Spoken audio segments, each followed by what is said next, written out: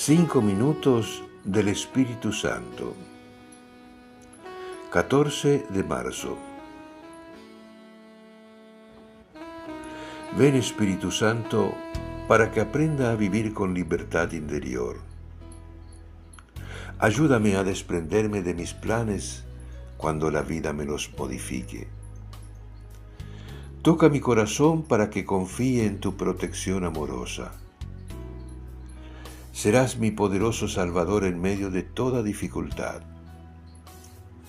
Derrama en mí tu vida intensa y armoniosa para que no me resista al cansancio, al desgaste, a los cambios y para que no busque falsas seguridades.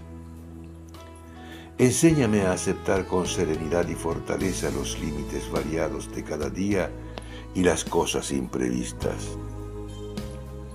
Libérame de toda resistencia interior contra la realidad.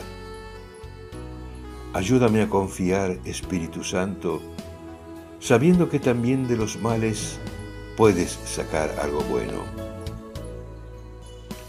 Enséñame a vencer mis nervios y tensiones para enfrentar con calma y seguridad interior todo lo que me suceda. Destruye toda desconfianza para que pueda descansar en tu presencia, entregarme en tus brazos sin pretender escapar de tu mirada de amor. Vive conmigo, Señor. Enfrenta conmigo los desafíos y las dificultades que ahora tengo que resolver, porque contigo todo terminará bien. Ven, Espíritu Santo. Amén. Autor: Cardenal Víctor Manuel Fernández.